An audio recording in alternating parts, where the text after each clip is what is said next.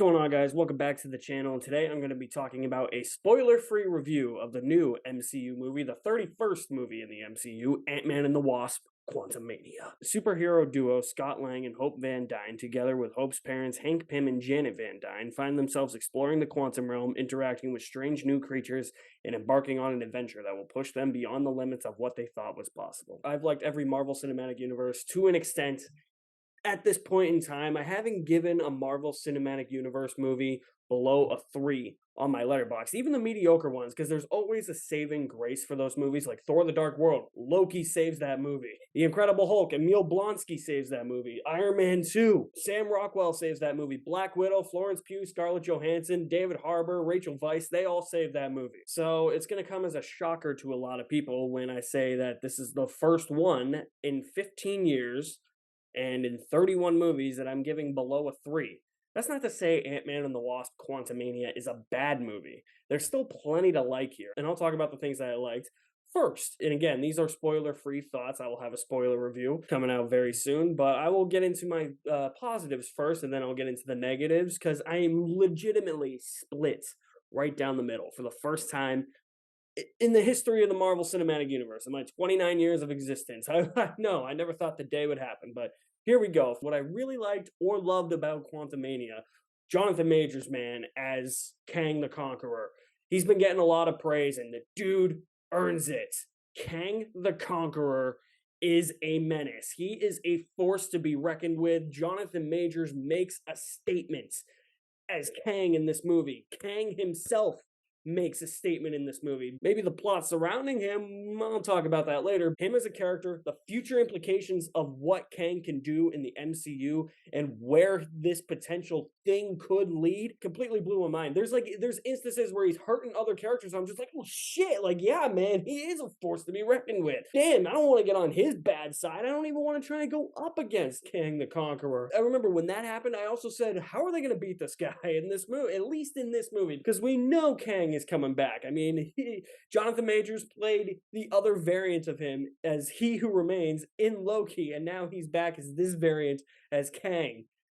He's coming back. Yeah, the action set pieces in this movie are really fun. What I actually did like that kind of segues into my thoughts for these action set pieces is that this movie did what Thor Ragnarok had to do for the Thor movies, where they changed it up a little bit. They made it feel a little bit bigger in scale, and the action in this movie, Peyton Reed came to direct the action in this movie. It was like Star Wars meets the final battle in Aquaman in some parts. And it was that epic. It was that cool. I really enjoyed it. Not a single action scene I disliked in this movie. There were some camera movements here and there, or some quick cuts where they cut away from different angles really quick, and I was just like, I don't really like the editing in some moments of the action, but for the most part, it delivers all the big, fun spectacle you could expect from a Marvel movie in that regard. They just seem to have given Peyton Reed renewed energy, because you could look at the other two Ant-Man movies as they're light, breezy, crisp, throwaway movies, especially Ant-Man and the Wasp. And I shouldn't even say the first Ant-Man is throwaway, because it's not. But you could really see that that's how it was directed, more in smaller scale like that. So when Peyton Reed was given a bigger budget for this movie, it was given a bigger playground to work with, you could tell he used it to his advantage, and I liked how he directed these action scenes. Most of the cast gives great performances in this movie.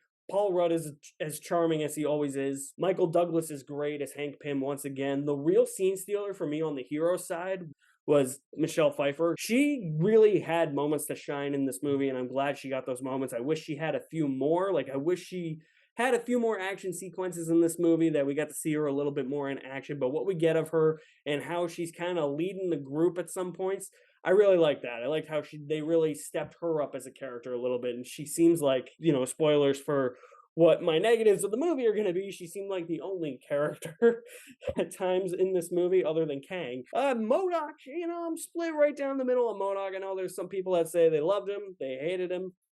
I could have cared less, you know. He was on and off for me. I didn't love him. I didn't hate him. He was fine. The design might be a little bit stupid, but I think that that's kind of the point with MODOK is that he's like supposed to look a little stupid like that. So I mean, I'm not gonna fault them too much for that. He's a silly character anyway. He was silly in She-Hulk. He's got to be silly in this. And then there were some supporting characters that were introduced in this movie that I actually really liked. Like one of the characters that we first meet in the Quantum Realm was Jintara. She was great. I liked her a lot. I want to see more of her in the future. She reminded me of what Jayla was in Star Trek Beyond. I just got that vibe from her, and I was just like, you know, this character, I can get on board with her. Some other really cool characters, a really cool creature designs and character designs for everybody in the Quantum Realm. And that was one of my biggest issues with the trailer was that how stale does this movie look on a visual standpoint? And yeah, sure, you can look at some of the environments in this movie as like Kang's Citadel. You could be like, oh yeah, that looks like it's a planet from Captain Marvel, or that looks like it's Xandar from Guardians of the Galaxy, or wait, isn't that one of the realms that Thor went to in one of the Thor movies? Yeah, it kind of looks the same, but it was very creative when it came to the actual inhabitants of the Quantum Realm and some different characters in there. And I gotta give them props, and the CGI mostly worked. There were some instances where I was just like, oh, that looks a little rough. Mostly when Scott or Cassie were like shrinking or increasing in size, and the little rings when they shrink were a lot more noticeable this time around. I was like, that looks kind of bad for a $200 million budgeted movie. But Marvel's been kind of stepping up their game lately with the visual effects, so I can't really complain too much. I thought I was gonna be visually tired looking at this movie, and I wasn't. You know, I mean, it does feel like it's a little bit of the same. It did have a little bit of vibrancy to the world that helped the world open up a little bit more. What didn't work for me in Quantumania? Well, I just gotta say it right now. Catherine Newton as Cassie sucked. Oh my God, talk about being a nuisance and annoying. Oh, I mean, it probably wouldn't have mattered if it was Emma Furman because that's how the character was written anyway, but at least I feel like Emma Furman, in the 30 seconds that she had with Paul Rudd in Endgame, had a way more chemistry with Paul Rudd than Catherine Newton does in a complete 2-hour movie. Emma Furman, in 30 seconds of Endgame, proved to me that she's a way better actress than Catherine Newton in 10 episodes of Supernatural, or however many episodes she was in. She was so annoying in this movie. Every other word, or I should say, every word out of her mouth in this movie, at least it felt like it to me, was Dad! Dad! Dad! Like, what are you, like 2? I don't really complain about this with female characters so much because it just brings up toxic conversations, but I understand, okay, you got like a suit off screen. That's fine. How'd you become like so like skilled and like kicking people and punching people? That kind of bothered me. I was like, wow, she's like doing this perfectly in one go and without training or anything. So yeah, I don't really want to touch on that too much because I know that's a touchy subject for a lot of people, and I know that you get accused of saying that she's something, and I don't like using the term that people are probably going to accuse me of saying that she is. So I'm just going to leave it at that. How about that? It bothered me. I didn't like her in this movie. I hated the dialogue she was given. She didn't move forward as a character, and none of the characters really move forward in this movie except for Janet and Kang because he's the best character in the entire movie. He's fucking amazing. Yeah, the characters are kind of treated like plot devices in this movie. Ant-Man is a plot device in his own movie. That bothered me. There were so many times where I just felt like, okay, Ant-Man has to do this because the plot says so. The plot is using him as the device to move itself forward. And I didn't really like that. I was like, the character should be in service of the plot. The plot shouldn't be in service of the character, or maybe vice versa. I don't know. I probably got that mixed up. You guys know what I mean. Like, the character shouldn't be there to be a plot device. The character should be there to be a character and for you to actually care about the character instead of just being, oh, hey, you're an inhabitant in this visual medium. We don't know what to do with you, so let's just make you do things for the sake of the plot. There were a lot of plot conveniences in this movie, and a few of them involved using Ant-Man, but a lot of the characters in this movie were plot devices. And speaking of the plot, I didn't like the plot. It's so low stakes. Look, like I said, I like that the movie has this go big or go home type of feel to it, and that it is different, and that they took the same route that Thor did in changing things up. I'm fine with that. And I love the bigger implications that the story gives off as to where the future of the MCU is going to go. But that's what it felt like to me. This whole entire plot felt like setup for what's to come while forgetting to tell an interesting story that was supposed to be in this movie and I had a hard time getting invested into the actual plot of the movie, and it feels so low stakes compared to what the implications are for the future. Yeah, there are some moments where it does say, "Yeah, we have to do this or else bad shit's gonna happen." And it's like, okay, focus on that stuff, but then it focuses on littler things and a couple of MacGuffins. No, you're losing me. Now this is where I'm becoming the least interested in the movie. The humor was on and off for me. The humor should be a big part of an Ant-Man movie. And when the humor landed, it landed. I don't even want to say the jokes were bad, and I don't want to say that the jokes lingered on for too long or that they were doing what Taika did in Thor: Love and Thunder where he kept bringing these jokes back to the point where they got repetitive, like the screaming goats. They didn't do anything like that. I just think that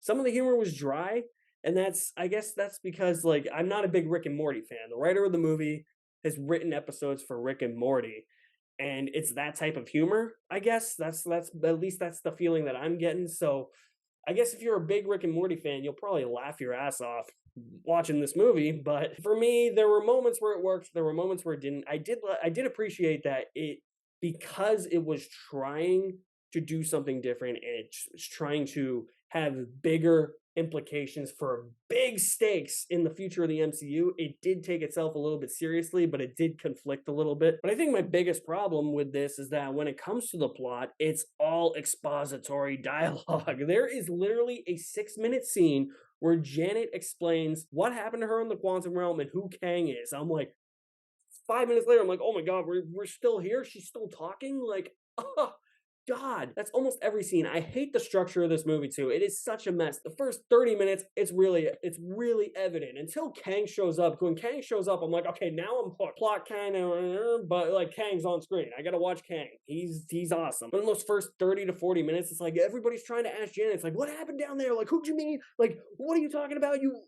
keep saying we can't run into him. Like, what are you talking about? She's like, I can't tell you yet. I'm like, why is this whole thing shrouded in mystery? We know Kang is the main villain of this movie, but if you're gonna shroud it in mystery, why are we doing it in such boring ways where we just have characters sitting down and it's like, yeah, we gotta sit down, we gotta try and get people back, and we gotta try and do this, this, and this, and we gotta watch out for him, and here this guy's gonna explain to you why we have to watch out for him. This guy's gonna explain to you why we watch out for him. And like the smartest movies don't do it like that. Like take Skyfall for instance. Yes, I'm gonna bring up a James Bond movie comparing an MCU movie. Silva is such a great villain in that movie because he operates behind the scenes. He gets his shit done behind the scenes and has a couple of guys like Patrice working on the front lines for him, and that adds to the tension of why he's so menacing. But as Bond continues to uncover the breadcrumbs as to who he is, and you hear more about what makes Silva tick and who he is and all of that, that's what makes Silva such a great villain. So when he comes on screen, you're just like, holy shit, yeah, this is one of the best Bond villains. Jonathan Majors has the presence. Kang kills it in this movie, but the structure for me so jarring in the first 20 to 30 minutes where the structure felt so off to me because they kept just sitting down with characters talking about Kang and all that, and it I thought that they could have went about that a better way and made it a little bit more interesting. And there's decisions at the end of this movie that are going to ruffle people's feathers. They ruffled some of mine. It feels like it ends abruptly too. I'm like, okay, that's the final scene of the movie, I guess. Sure, the credit scenes are awesome though. Stay for the credit scenes because both of them are awesome. Not gonna spoil them here. I'll talk about them in the spoiler review. So Ant-Man and the Wasp: Quantumania. It's definitely my least favorite MCU movie, split right down the middle for the first time in this franchise's 31 movie history. But that's not to say that Quantumania is a bad movie. That's not to say it's unwatchable. I think it's still a pretty well produced movie, well directed, well made. Even though I do have a few grievances with some of the CGI and editing, I can overlook that as long as I'm still having fun with the action set pieces. Kang makes his grand presence felt in this movie. It's not a bad movie, but it does have a lot of issues that plague it. Jonathan Majors essentially puts it on his back. There's just so many different things in this movie that I can't overlook that I probably did overlook in the past with the MCU. Those things just stuck out to me in this movie too much like a sore thumb. First time in the history of these movies, I'm going to go split right down the middle and say I enjoyed Ant-Man and the Wasp Quantumania with half a bucket of popcorn. First time ever I have given an MCU movie that rating, and it might not be the last. You know, maybe the MCU needs this. Maybe they just need a bit of a reality check, and it seems like they're determined to right their mistakes. So they know that this isn't going to do all that good critically or from an audience standpoint. Like, if it makes money but the audiences don't like it, they'll probably go back to the drawing board and be like, how do we fix this? But I think the response to Kang is going to be amazing. I mean, Jonathan Majors is here to stay, force to be reckoned with. So if you have seen Ant-Man and the Wasp Quantumania, I want to know what your thoughts. Drop me your thoughts in the comment section below. I'll leave my link to my website in the description below as well. You guys are the best. Thank you for watching. My name is Alex Madden, and I will see you at the movies somewhere.